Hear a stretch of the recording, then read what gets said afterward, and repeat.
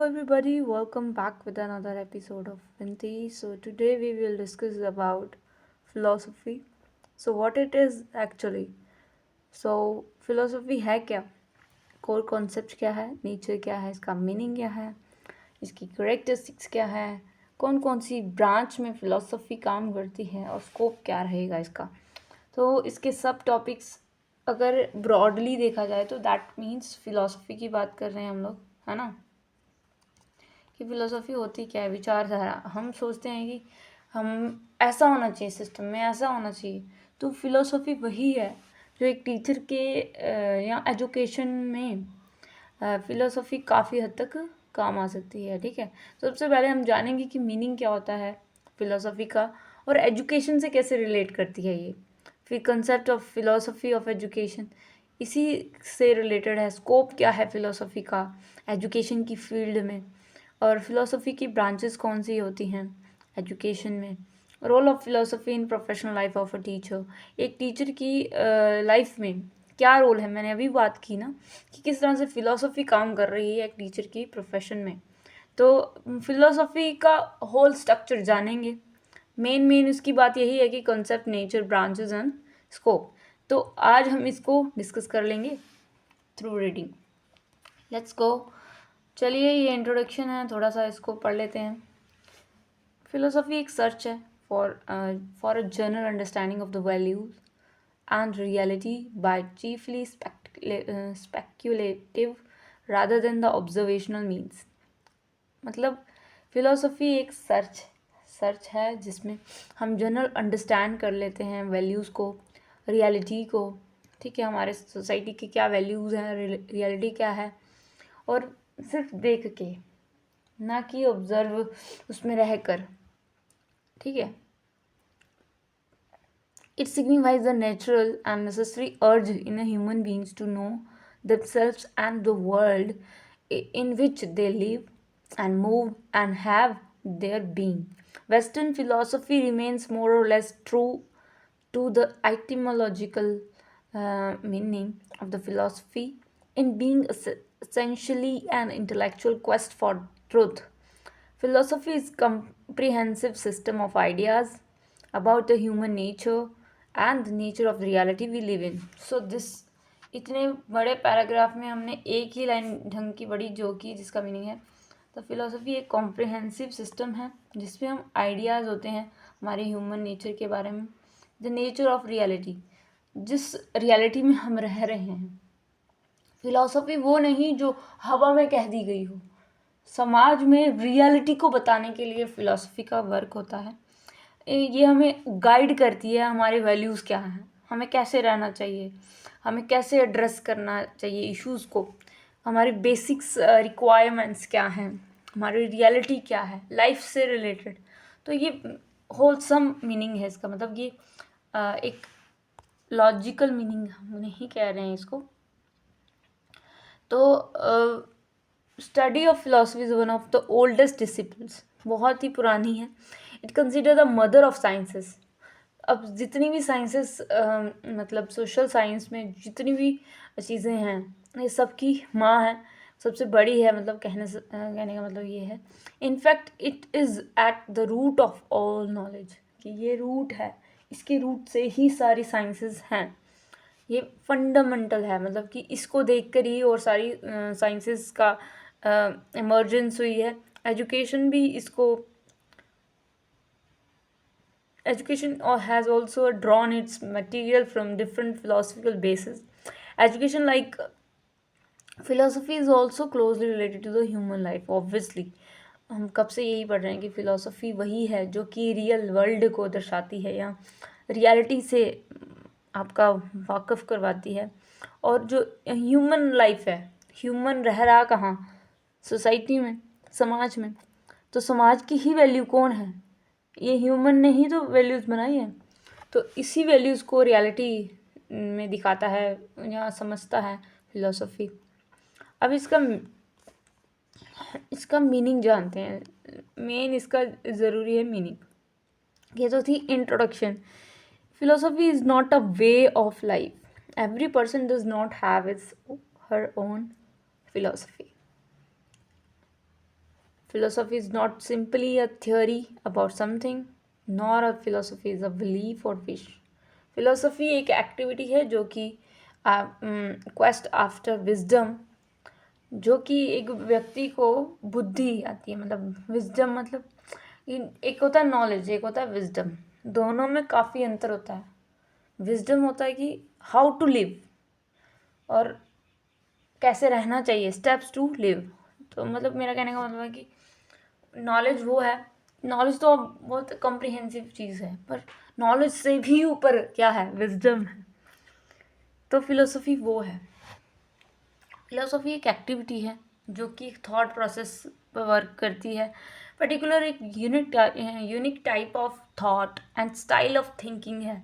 मतलब फिलोसफी हम इसे हवा में नहीं कह सकते किसी को ना कि ये फिलोसफी झाड़ रहा है, बोलते हैं ना हम लोग रेगुलरली।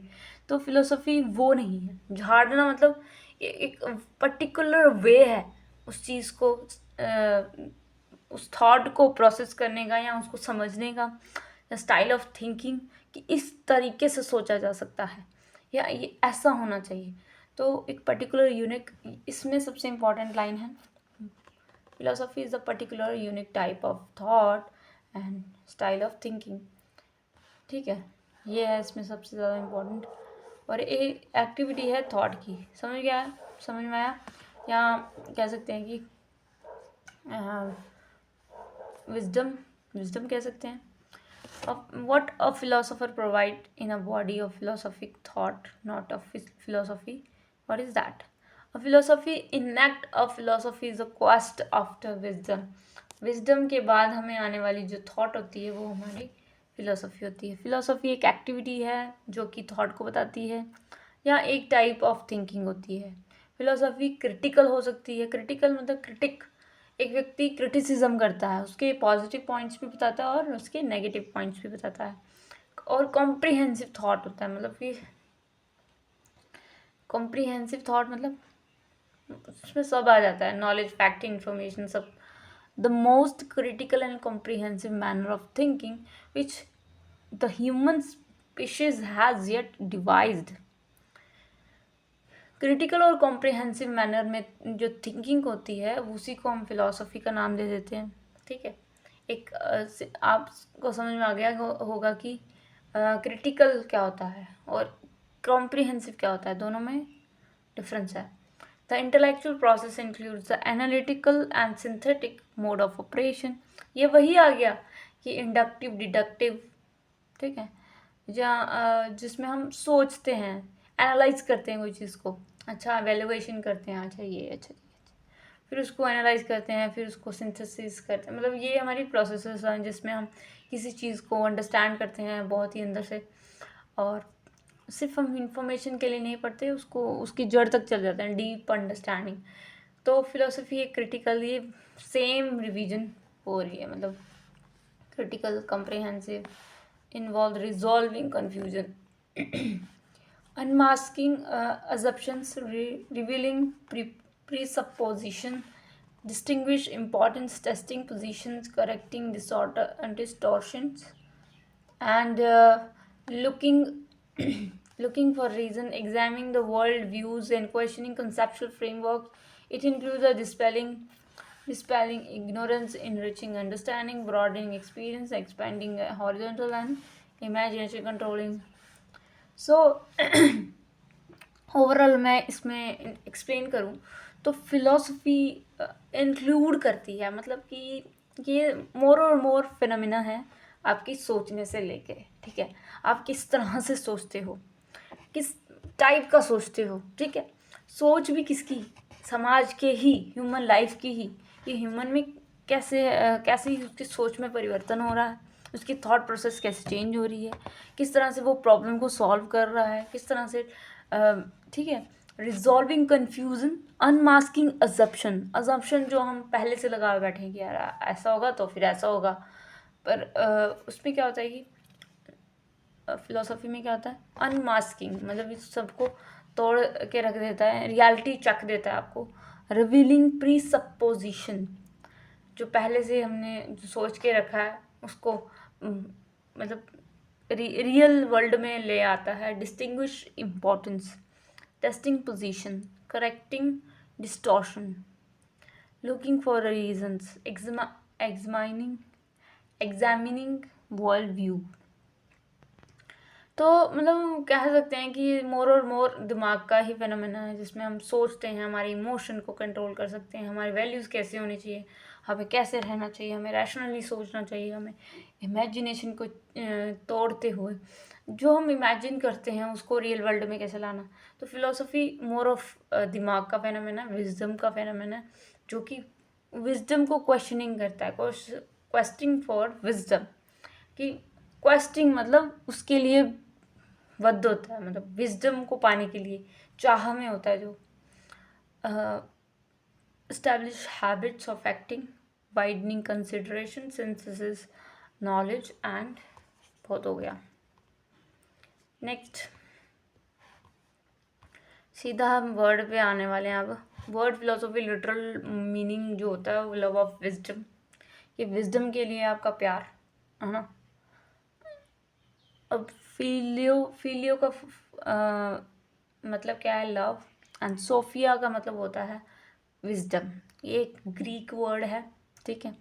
ग्रीक वर्ड मतलब ग्रीस से आया होगा, ये भी आपको बताना चाहिए। दो वर्ड्स मिलके मतलब एक फिलियो, तो कहीं पे भी आप फिलियो देखोगे ना, अब इसका मतलब लव ही होता है, ठीक है। इसका एटमोलॉजिकली या लिटरल मीनिंग जो होता है वो लव होता है। सोफिया का मतलब होता है विजडम, तो love of wisdom, love for wisdom, love for wisdom इसको कह सकते हैं, लव ऑफ विजडम कह सकते हैं।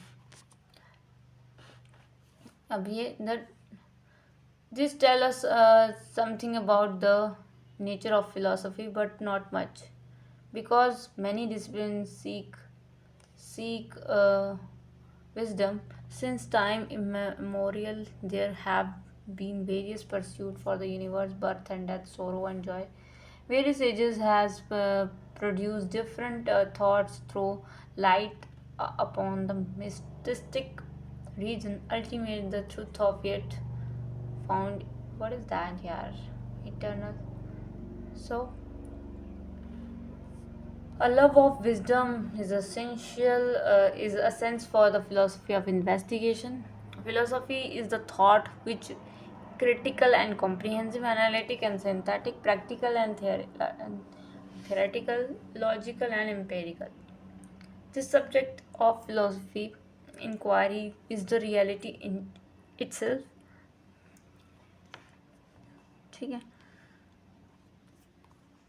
There are different branches. अब ब्रांचेस आ गई इसकी फिलोसफी की। ब्रांचेस होती है एक्सियोलॉजी, एपिस्टेमोलॉजी एंड मेटाफिजिक्स।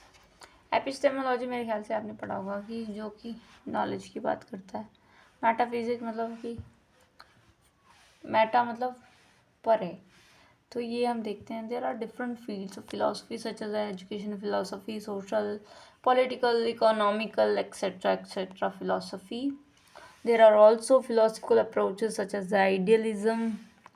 ये आपने पढ़ा होगा मैक्सिमम जो फिलोसॉफिकल अप्रोचेस हैं कि एक होता है आइडियलिज्म, एक होता है नेचुरलिज्म और एक होता है प्रैग्मेटिज्म, एक होता है मटेरियलिज्म। तो चार प्रकार के होते हैं। ये होता है पहला तो आइडियलिज्म, INPM। रुको,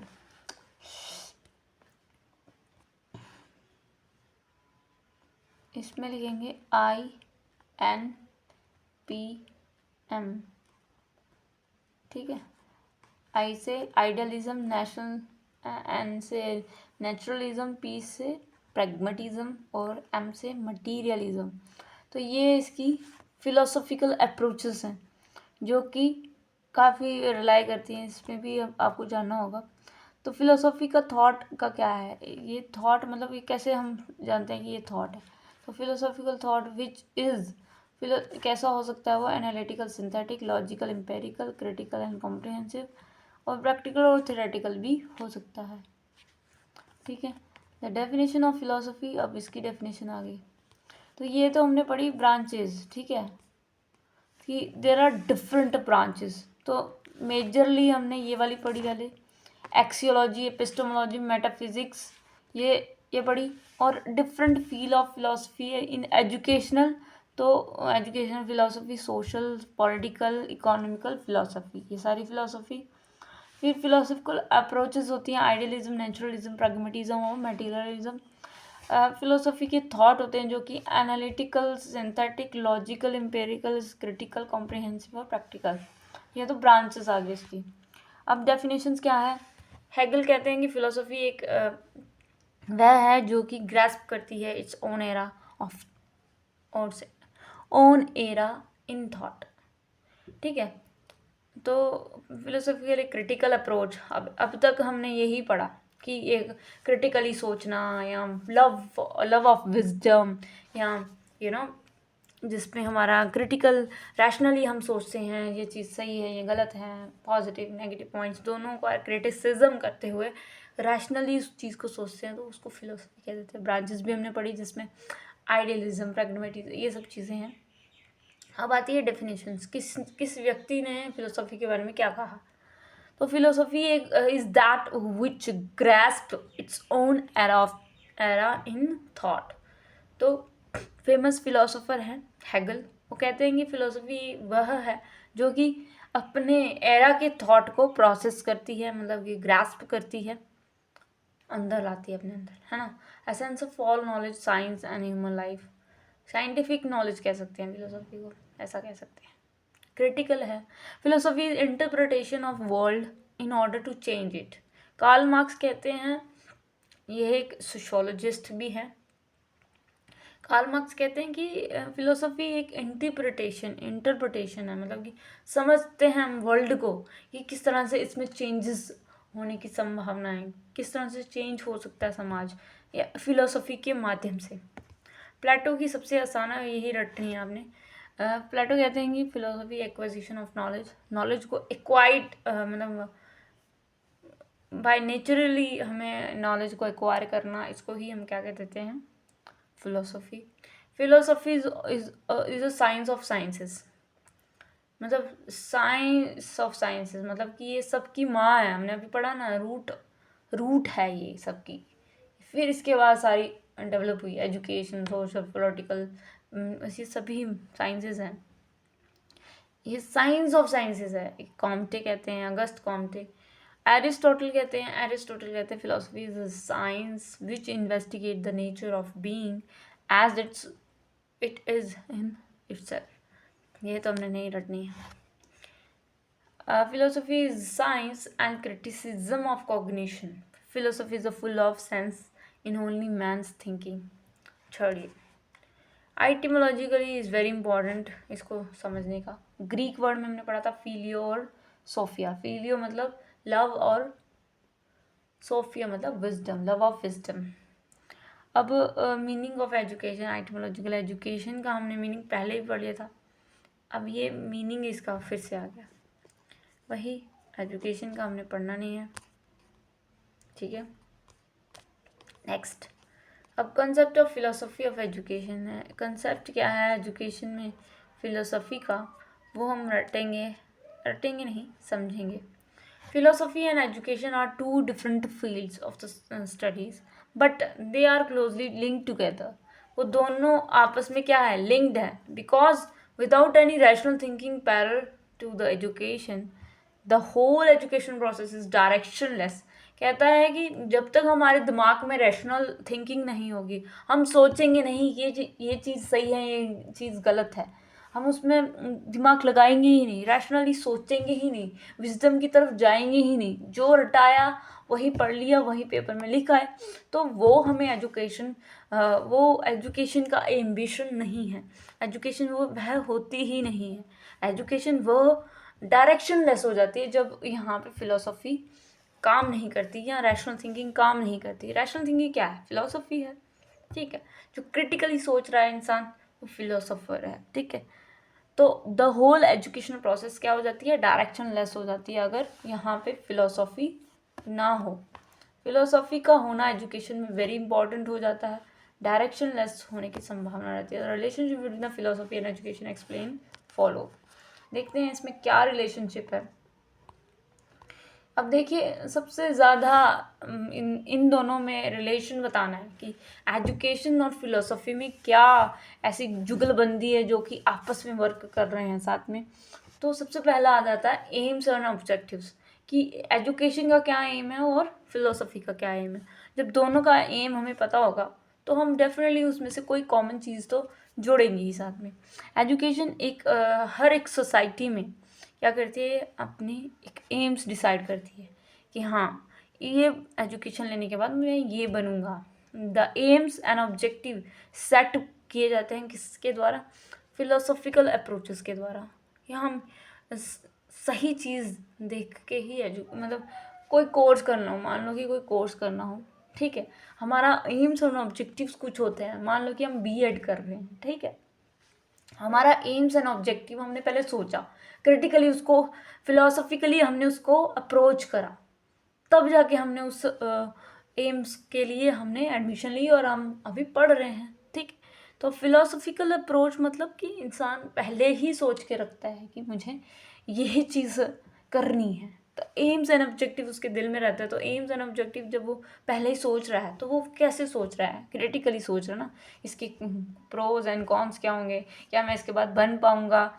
तो इसलिए फिलोसफिकल अप्रोच एजुकेशन में वेरी इंपॉर्टेंट हो जाती है। ये तो मैंने रियल एग्जांपल दिया। It is a philosophy which lay down the norms and standard of good life. अब फिलोसफी के लिए हम सोचते नहीं हैं तो बंदा डायरेक्शन लेस हो जाता है, उसको पता ही नहीं है कि लाइफ में उसको करना क्या है। तो जब तक उसको पता होता है नॉर्म्स के बारे में कि हाँ, अच्छा स्टैंडर्ड किस तरह से होगा मेरा, अगर मैं ये पढ़ूंगा सॉरी पढ़ूंगा तो ये होगा। The values to be inculcated among the students are the concern of philosophy। एक व्यक्ति के अंदर जो वैल्यूज आती हैं या स्टूडेंट के अंदर जो वैल्यूज क्रिएट की जाती हैं वो ड्यू टू द फिलोसफी के वजह से। एक टीचर अगर कहानी बताता है तो कहानी में एक मॉरल भी होता है और वो बताता है कि हमें ऐसा करना चाहिए। तो वो स्टूडेंट जब वो सीख रहा है, समझ रहा है, तो ये चीज़ क्या है? Philosophy. However, no single philosophy can determine the aim of education. Idealism speak about the eternal value of truth, beauty and goodness. अब इसमें ये बताया गया है कि हर सिंगल फिलोसफी, अब हर फिलोसफी में एजुकेशन का ही एम डिसाइड नहीं होता। कुछ फिलोसफी है जो है डिफरेंट रिलाई करती है, जैसे कि आइडियलिज्म कहता है कि सिर्फ हमें सच बोलना चाहिए, इटर्नल बोलना चाहिए, हमें गुडनेस होनी चाहिए हमारे अंदर, तभी हमारे अंदर ब्यूटी आएगी। प्रैग्मेटिज्म कहता है कि एडवोकेट यूटिलिटेरियन अप्रोच, जिसमें एजुकेशन फॉर लाइफ, ठीक है। Aims of education have to be flexible because of changing socio cultural, economical and political situations. Nonetheless, all these issues are philosophical issues. If Plato wanted to ideal state, so he used education as an instrument and set aims and objectives to be achieved by the ideal education plan. Next पढ़ते हैं। थोड़ा थोड़ा तो समझ में आया ही होगा कि अगर बच्चे को पता ही नहीं होगा कि एम और ऑब्जेक्टिव डिसाइड होते हैं हमारे फिलोसफी के अप्रोच से। एजुकेशन अगर मिल रही है तो कहीं ना कहीं फिलोसफी काम करती है, बट कहीं कहीं काम नहीं करती फिलोसफी। मेथड्स एंड करिकुलम कहता है what should be a teaching methodology. Teaching methodology क्या होनी चाहिए? या कभी क्वेश्चन आया कि एक टीचर पढ़ा रहा है तो उसके मेथड्स क्या हैं? क्या वो जोर जोर से डांट डांट के पढ़ा रहा है, या उसको एनालिटिकली पढ़ा रहा है, या उसको कौन सी अप्रोच लेके पढ़ा रहा है? मेथड्स क्या रहते हैं टीचर के? And what kind of teacher should be, किस तरह से टीचर होना चाहिए, किस प्रकार का होना चाहिए। And what kind of curriculum to be taught to the students, किस तरह का करिकुलम जो कि उनकी रियल लाइफ से रिलेट करे। All answers given by the philosophy, हर प्रकार का आंसर किससे रिलेट करता है? फिलोसफी से। ये कैसा करिकुलम होना चाहिए, कैसा टीचर पढ़ाने वाला होना चाहिए, उसका पढ़ाने का तरीका क्या होना चाहिए, ये सब फिलॉसफी से आया है। ठीक है, ये सारे आंसर्स हमें फिलोसफी से मिलते हैं. So education is dependent on the philosophy for guidance and various areas of curriculum. तो एजुकेशन डिपेंडेंट है किस पे? Philosophy for guidance and various areas of curriculum. इसीलिए जो एजुकेशन है वो किस पे डिपेंड है? फिलोसफी के ऊपर, और उसकी गाइडेंस लेती है करिकुलम में. किस तरह से करिकुलम हो, कौन कौन सी चीज़ें इम्पोर्टेंट हैं बच्चों के लिए. ये वाला स्टूडेंट है तो इसको किस तरह से करिकुलम बनाया जाए. Not only curriculum, it it it it it the love of wisdom, कि हमें बच्चे को सिर्फ रटंत विद्या चलंत नाही वाला कॉन्सेप्ट नहीं लेके चलना है. हमें उन्हें कोर पॉइंट्स बताने हैं, रूट क्या है. ठीक है. The content of curriculum always have a philosophical background. For instance, idealist will stress self known knowledge and pragmatism. अब देखो, the content of curriculum always have a philosophical. अब जो कंटेंट हमें करिकुलम में पढ़ाया जाता है उसका कुछ ना कुछ फिलोसॉफिकल बैकग्राउंड होता ही है. जैसे कि आइडियलिस्ट कहते हैं कि हमें सेल्फ नॉलेज होना चाहिए. स्ट्रेस करते हैं कि आइडियलिस्ट कहते हैं कि self knowledge is very important, अपने बारे में जानना बहुत ज़रूरी. Pragmatism emphasis on the technology and experimentalism. अब प्रैग्मेटिस्ट आपने सुना ही होगा, जॉन देवे के नाम. वो हमेशा प्रैग्मेटिस्ट को ही फॉलो करते हैं. कहते हैं कि बच्चा जब तक एक्सपेरिमेंट नहीं करेगा, टेक्नोलॉजी का यूज़ नहीं करेगा, तो वो नहीं सीख पाता है कोई भी चीज़ को. तो ये भी कहीं ना कहीं स्ट्रेस करती है. On the other had naturalist will emphasis on natural study. तो जो नेचुरलिस्ट होते हैं, नेचुरलिज्म को मानते हैं, आइडियलिज्म नेचुरलिज्म जो होते हैं वो नेचर को मानते हैं. Philosophy of education. अब ये डिफरेंट ब्रांचेस ऑफ फिलोसफी के called the philosophy of education. The branch investigate that what should be a nature of education. एक ऐसी ब्रांच जिसको एजुकेशन फिलोसफी हम नाम देते हैं, ऐसी ब्रांच जो कि इन्वेस्टिगेट करती है किस तरह से नेचर क्या होना चाहिए. एजुकेशन अगर हम इम्पार्ट कर रहे हैं बच्चों के ऊपर, तो उसका नेचर क्या होना चाहिए. Whether the educational AIIMS be based on the specific religion, social, moral and scientific basis. तो मतलब एक एजुकेशनल एम है. कभी आपने देखा होगा कि हमारी जो पुस्तकें होती हैं उसमें हमेशा क्या होता है, हर एक रिलीजन के बारे में दिया होता है. देयर इज़ नो पक्षपात. But some of education institutions, they imparted the only the Vedas. Some of the maktabas, there is only imparted the Quran and all stuff like that, madrasa like. So मेरा कहने का मतलब है कि जो education जो है, एजुकेशनल एम्स होती हैं कि जहाँ तो सिर्फ है स्पेसिफिक रिलीजन, सोशल, मोरल किस तरह से डिसाइड हो कि एजुकेशन कैसी होनी चाहिए, किस बेसिस पर होनी चाहिए, एजुकेशन फिलोसफी क्या है, and how these AIIMS can be achieve. ये कैसे ये सारी एम्स जो हैं वो अचीव हो सकती हैं. ठीक है. तो ये फिलोसफी ऑफ एजुकेशन या एजुकेशन फिलोसफी हमें बता सकती है, अन्यथा हमें कोई नहीं बता सकता. एजुकेशन एक डायनेमिक साइड है फिलोसफी की. डायनेमिक मतलब here the great scholar like Ghazali, Iqbal, Plato and Aristotle, अरस्तु कहते हैं इसको, wanted that their philosophy should be given practical shape. तो ये सभी जो महान ज्ञाताज हैं, ये कहते हैं, ये फिलोसोफर्स हैं, कहते हैं कि जो उनकी जो फिलोसफी उन्होंने जो लिखी है या उन्होंने जो समझा है फिलोसफी को, वो कैसी होनी चाहिए, प्रैक्टिकल होनी चाहिए. मोर और मोर उसको रियल लाइफ में उसको जोड़ना आना चाहिए. The shape can be given only through well planned education system. और जो शेप हमने कहा कि इस तरह से शेप होनी चाहिए बच्चे की, इस तरह से ग्रोथ होनी चाहिए या ऐसी फिलोसफी होनी चाहिए, तो ये सिर्फ और सिर्फ किसके द्वारा हो सकता है? एजुकेशन सिस्टम के द्वारा. अगर एजुकेशन सिस्टम में एक टीचर को बताया नहीं जाता है कि अच्छा ये चीज़ भी हम इम्प्लीमेंट कर सकते हैं, इनको नहीं पढ़ा गया, तो क्या एजुकेशन सिस्टम में इनकी फ़िलोसफी पढ़ाई जाएंगी? नहीं. तो एजुकेशन के सिस्टम के थ्रू ही हम ये इम्पार्ट करते हैं बच्चों के ऊपर कि ये काम आए. Sound mind and sound body और वर्चुअस मैन। ये तो आपने सुना ही होगा, sound mind in the sound body. Mind का होना बहुत ज़रूरी, अच्छा विचार, अच्छे virtuous person. The main purpose of education to be a sound mind and in a sound body. एक बॉडी, साउंड बॉडी में साउंड माइंड होना बहुत ज़रूरी है। इसका मतलब ये नहीं कि आवाज़, इसका मतलब है कि वर्क करना चाहिए आपकी। एक अच्छी शरीर में एक अच्छा दिमाग होना बहुत ज़रूरी है। वर्चुअस पर्सन होना ज़रूरी है।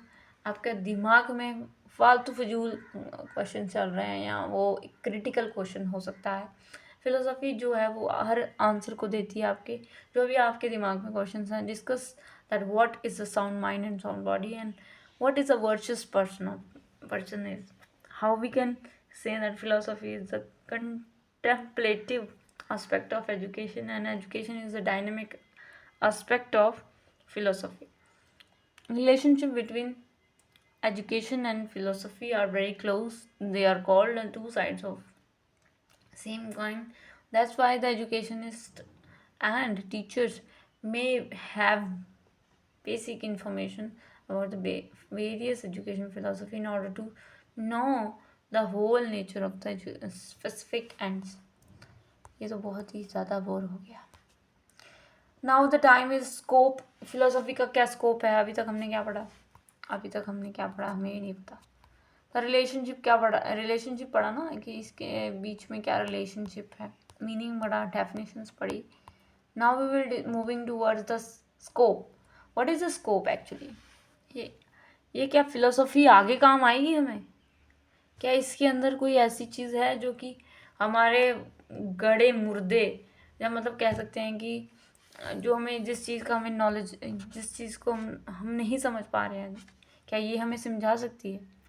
तो जनरल स्कोप फिलोसफी का बहुत ही ज़्यादा वास्ट है, और इसका स्कोप जो है God, mystics power, origin of universe, expansion, development, truth, morality, aesthetic, logic, ये सभी क्या है, इसको क्या करती है, डिस्कस करती है। By the term scope of any thing you have to mean the area of work of that thing, कि इसका कितना एरिया है, ये कितने एरिया में वर्क करती है। स्कोप वही हो गया कि मान लो कि हमने मेहनत की तो हम पास हो गए, मान लो फेल हो गए तो हम कितना स्कोप है कि हम फिर से इसको कर पाएंगे, कितना इम्प्रूवमेंट की स्कोप है, तो कितने दायरे में ये काम करता है वो हम डिस्कस करेंगे अभी।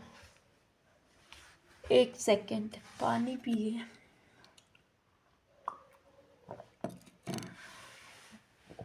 When you ask what is the scope of art, you mean what kind of things is art connected? What are the different work that art does? तो ये सब क्वेश्चंस हैं जो कि फिलोसफी बोलती है। हम नीचे चलते हैं। The philosophy of education as an independent study of its own scope and function. The scope of philosophy of education includes the critical evaluations, ideas, education analysis of human nature, education values through theories of knowledge and relationship of education and social progress. It seems to be perform three functions: speculative, normative and critical. ठीक है. The speculative functions of philosophy of education consist of pursuing the inquiry forming theory, the theory about education, its cause and nature. While during doing so, it's tried to make survey of the whole field. Normative functions related to the formation of goals, norms and standards. The critical function consists of scrutinizing rigorously of the terms and proposition involved education, thought and practice. Now the question arises, what are the problems philosophy of education deals with? In preface of Indian philosophy of education, R.S. Pandey mentions some problems. What are the nature of education? What should education to be impart? What is the need of education? For ये सभी questions हैं जो कि हमें पढ़ने की ज़रूरत नहीं। ठीक है, यहाँ पे पढ़ते हैं AIIMS and ideals of education philosophy, काफ़ी वो है ये। Interpretation, education values, theory of knowledge, relationship of education and various areas of national life, and various content of component of system of education. So now the branches, what are the branches? तो branches ये है, metaphysics होती हैं, epistemology होती है और axiology होती है। Metaphysics, what is the nature of reality, nature क्या है। Do you think human beings are basically good और evil? What are the conservative liberal beliefs? Epistemology होती है, what is the nature of knowledge, how we come to know. Axiology, what values should one live by. Value, nature of knowledge, nature of reality. एक reality की बात करता है metaphysics, जो epistemology है वो नॉलेज की बात करता है, और एक्सियोलॉजी होती है जो वैल्यू की बात करता है। ऑन्टोलॉजी होती है what issues are related to the nature existence, nature के बारे में बात करता है।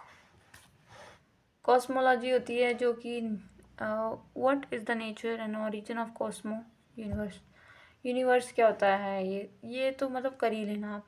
Knowledge based on scientific inquiry, senses and feelings, from authority to divinity, empirism, intuitions, reasoning of logic, deductive, inductive, aesthetic, ethics, ये सभी चीज़ें, ये आप चार्ट रट लेना और यही पेपर में दिखाना। Role of philosophy in professional life of teacher, teacher के लाइफ में फ़िलोसफी का क्या रोल है। एजुकेशन में बहुत डिफरेंस हमने पढ़ा कि बहुत इसका काम होता है, जैसे करिकुलम, मेम्स और बहुत सारी चीज़ें। बट एक लर्नर या टीचर्स जो है, how it can be. Let's do deep study. तो philosophy guides the process of education in different ways. A teacher approaching education philosophy needs to answer 4 basic questions, the guide of teaching learning process. तो teacher को 4 प्रकार के questions यहाँ पे दिए गए हैं, उसको आंसर करना है। What is the nature of a learner, कि नेचर क्या है उसका, बच्चे का पढ़ने, अगर एक टीचर क्लास में पढ़ाने जा रहा है, उसको यही नहीं पता कि इस बच्चे का तो रीडिंग करते समय ये तो थक ही जाता है, अच्छा ये बहुत बोलता है, अच्छा इसकी ड्राइंग में हाथ टाइट है, अच्छा इसको इसको खड़े होके पढ़ना ज़्यादा अच्छा, मतलब ज़्यादा जल्दी लर्न होता है, अच्छा इसको बैठ के होता है, अच्छा इसको साइलेंट रीडिंग करना होता है। तो नेचर क्या है, तो नेचर कहाँ से आया है, नेचर जो है वो फिलोसफी से आया। हम फिलोसफी हमें हमें पता होगी थोड़ी बहुत, तो हम उसमें अप्लाई कर सकते हैं कि लर्नर का नेचर क्या है, एक टीचर को पता होना चाहिए। What is the nature of subject matter, जो मैं सब्जेक्ट पढ़ाने जा रही हूँ क्या इसका नेचर इससे रिलाई करता है, क्या मैं अलग तो नहीं पढ़ा रही हूँ, मैं अलग कंसेप्ट को तो बीच में नहीं लेके आ रही हूँ, जो पढ़ा रही हूँ क्या उसी से मैं रिलेटेड बात कर रही हूँ। How should one use the subject matter to guide students toward the meaning learning activities. अब एक सब्जेक्ट मैटर है, मान लो कि मैं कुछ पढ़ा रही हूँ द सीज़न, तो सब्जेक्ट मैटर है वो, अब वो बच्चे को किस तरह से गाइड कर रहा है, वो चीज़ उसको रियल लाइफ या मीनिंगफुल कैसे हो रही है, वो कैसे वो ये जानेगा कि उससे वो लर्न कर रहा है। तो ऑब्वियसली जब मैं वेदर सीज़न पढ़ाऊँगी या कोई भी कॉन्सेप्ट पढ़ाऊँगी तो उसको रियल लाइफ के एग्जाम्पल्स दूँगी, जिससे कि उसको उसको क्या होगा कि उसको वो चीज़ें रियल लगेंगी, उससे वो लर्न करेगा और मीनिंगफुल उसकी एक्टिविटी या वो वाली एक्टिविटीज़ उसको बताऊँगी। क्या तुमने घर पे बारिश होते हुए देखा है, क्या तुमने धूप कड़कती धूप देखी है, चलो तुम्हें आज इसकी एक्टिविटीज़ करवाई जाए। तो इससे क्या होता है, एक्टिविटीज़ के माध्यम से उसको मैं ये अवगत करवाऊँगी कि हाँ इस प्रकार के सीजन्स होते हैं, समर, विंटर, ये सब। तो इससे क्या होगा, जहाँ तो मैं मतलब एक नेचर, फिर सब्जेक्ट मैटर का नेचर क्या है, फिर दूसरा क्या जो हम पढ़ा रहे हैं उससे बच्चा सीख रहा है। What the behaviour trend should one exhibit in order to carry out one's philosophical position. The answer of these questions only will help the teachers to identify the series of preferences, and oppose to the set of behavior that belongs to mutuality, exclusive category for the following questions. What the behavior trend should we exhibit in order to carry out one philosophical position? The answer should release. ये तो बहुत ज़्यादा बड़ा हो गया, छोड़ो इसको. At an attempt to answer these questions is nothing but philosophy of teaching. Philosophy and various philosophical viewpoints inform us that each of these questions have different philosophical perspective that can be considered extreme in the quantum.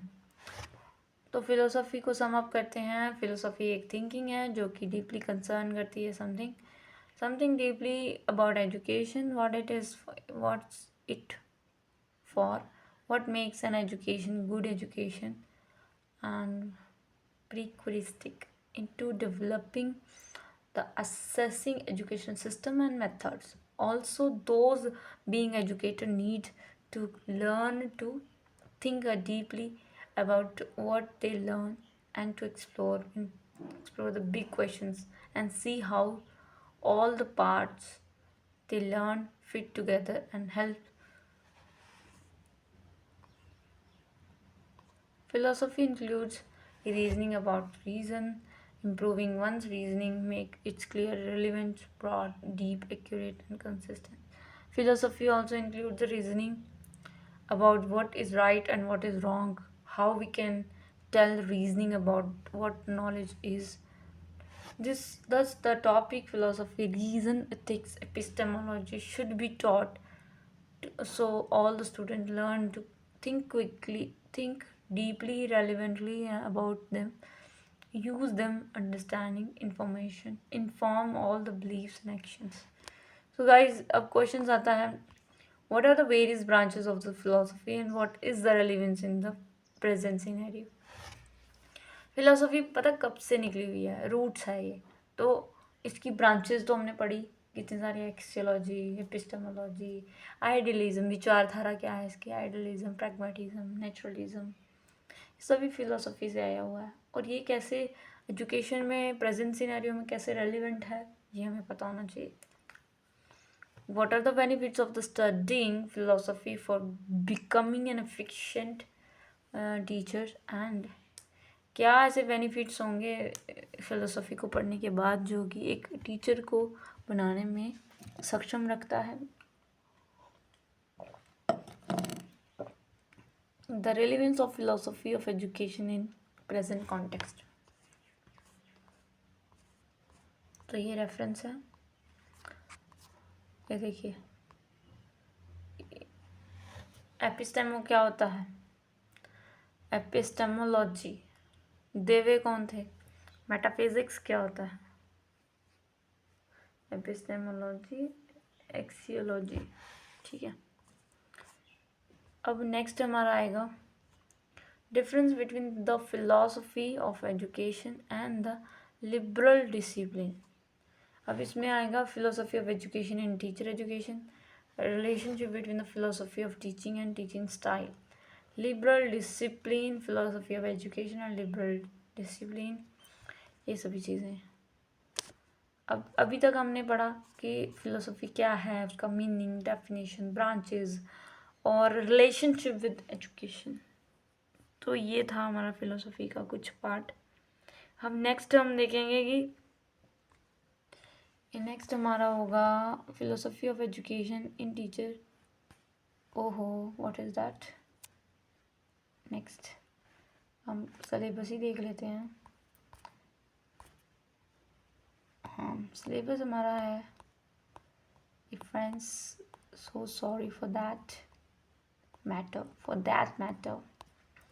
Syllabus जब हम पढ़ते हैं तो उसको ध्यान में रखते हुए पढ़ना होता है, क्योंकि हम सब पढ़ नहीं सकते ना, हमारा समय भी बहुत कीमती होता है. तो सिलेबस में हमारा एजुकेशन कल हुआ था, कंसेप्ट, नेचर, स्कोप और इंडिविजुअल सोसाइटी में कैसे वर्क कर रहा है एजुकेशन के माध्यम से. फिर आ गया हमारा next, why the subject of education important for teacher. Education subject क्यों इम्पोर्टेंट है टीचर के लिए. फिलोसफी क्या है, आज हमने फिलोसफी के बारे में पढ़ा, कंसेप्ट पढ़ा, नेचर पढ़ा, ब्रांचेस पढ़ी, स्कोप भी हमने देख ही लिया है फिलोसफी का. प्रोफेशनल लाइफ में टीचर का स्कोप क्या वेरी करता है? डिस्क्रिमिनेट बिटवीन द फिलोसफी और ये बोल रहा है discriminate between the philosophy of education of teacher, education and liberal discipline क्या होता है? Concept of teaching difference between the भारतीय शिक्षा एंड वेस्टर्न शिक्षा। समझ रहे हो इस बात को? ये कहने का मतलब है कि ये जो चीज़ है ना हमारी, ये हो गई है फिलोसफी की, आज हुई है हमारी, मतलब फिलोसफी का कंसेप्ट नेचर हो गया कि उसकी करेक्टरिस्टिक्स, इसके ब्रांचेस तो बहुत ही ईजी हैं। ब्रांचेस हो सकते हैं, कंसेप्ट भी हो सकता है और नेचर भी हो सकता है। तो समझ में आ रहा है कि किस तरह से ये वर्क कर रही है? ठीक है, तो एजुकेशन का हो गया हमारा, फिलोसफी का हो गया, और ये सब्जेक्ट एजुकेशन टीचर के लिए कैसे इंपॉर्टेंट है ये भी हमने पढ़ा था। फिलोसफी आज हमने देखा, कंसेप्ट, नेचर और ब्रांचेस। स्कोप भी हमने देखा थोड़ा बहुत, ज़्यादा नहीं। स्कोप हमें थोड़ा कम समझ में आया, फिर से हम करेंगे। नेक्स्ट हमारा रहेगा कि discriminate between the philosophy of education for teacher education and liberal discipline. ये कुछ नया है हमारे लिए। Concept of teaching difference between the भारतीय शिक्षा एंड द वेस्टर्न एजुकेशन। ठीक है, ये हम पढ़ेंगे कि टीचिंग डिफरेंस क्या, पढ़ाने में क्या डिफरेंस था पहले के ज़माने में और अब के ज़माने में। नहीं, भारतीय शिक्षा और वेस्टर्न एजुकेशन में, इन दोनों में क्या डिफरेंस है कि मतलब इंडिया में किस तरह से पढ़ाया जाता है और बाहर कैसे पढ़ाया जाता है। वहाँ पे बस फ्रेंडली होता है। अब हम इतना भी फेक नहीं बता सकते हैं। मैं तो सच मैं बहुत क्रिटिक हूँ। कहीं ना कहीं वेस्टर्न एजुकेशन मुझे पसंद नहीं है कि हमें इतना बर्बाद कर गए कि अभी मेरा मन ही उठ गया है वेस्टर्न से। अच्छी चीज़ें ले सकते हैं बट कहीं ना हमें ये दबा गए, और आज के समय हम सोचते हैं कि ये कैसे हो गया प्रभु, ये आपने क्या किया। तो फ्रेंड्स, आपको समझ में आया होगा कि what I am trying to say here. ये वाला टॉपिक हमारा रहता है, टीचिंग डिफरेंस भारतीय शिक्षा में और वेस्टर्न एजुकेशन में। नेक्स्ट हमारा जो यूनिट 3 है,